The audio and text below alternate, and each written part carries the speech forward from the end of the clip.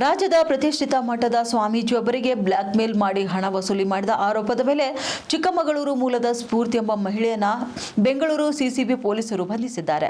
ಸ್ವಾಮೀಜಿಯಿಂದ ಈಗಾಗಲೇ 4.5 ಲಕ್ಷ ರೂಪಾಯಿ ವಸೂಲಿ ಮಾಡಿಕೊಂಡಿದ್ದ ಆರೋಪಿ ಮತ್ತೆ 1 ಕೋಟಿ ರೂಪಾಯಿ ನೀಡುವಂತೆ ಒತ್ತಡ ಹೇರಿದ್ದಳು ಎನ್ನಲಾಗುತ್ತದೆ. 5 ತಿಂಗಳ ಹಿಂದಷ್ಟೇ ಸ್ವಾಮೀಜಿಗೆ ಕರೆ ಮಾಡಿದ ಸ್ಫೂರ್ತಿ ತಿಪಟೂರಿನಲ್ಲಿ ವ್ಯಾಸಂಗ ಮಾಡಿದ್ದೇನೆ ಎಂದು ಪರಿಚಯಿಸಿಕೊಂಡಿದ್ದಳು.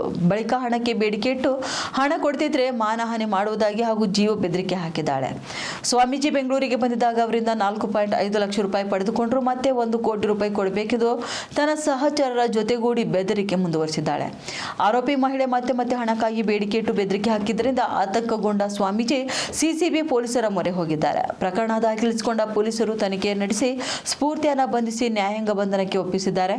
ಇನ್ನು ಇದೇ ಸ್ವಾಮೀಜಿ ವಿರುದ್ಧ 2 ವರ್ಷಗಳ ಹಿಂದೆ ಹನಿ ಟ್ರ್ಯಾಪ್ ಯತ್ನ ಕೂಡ ನಡೆದಿತ್ತು. ಆ ವೇಳೆ ಕೂಡ 6 ಕೋಟಿ ರೂಪಾಯಿ ಬೇಡಿಕೆ ಇಟ್ಟಿದ್ದ ಮೂವರನ್ನ ಸಿಸಿಬಿ ಪೊಲೀಸರು ಬಂಧಿಸಿದ್ರು. ಇದೀಗ ಮತ್ತೆ ಬ್ಲ್ಯಾಕ್ ಮೇಲ್ ಕಾಟ ಎದುರಾಗಿದೆ. ಸದ್ಯ ಬ್ಲ್ಯಾಕ್ ಮೇಲ್ ಪ್ರಕರಣದ ಹಿನ್ನೆಲೆಯಲ್ಲಿ ಸ್ವಾಮೀಜಿ ಕೋರ್ಟ್ ಮೊರೆ ಹೋಗಿದ್ದಾರೆ.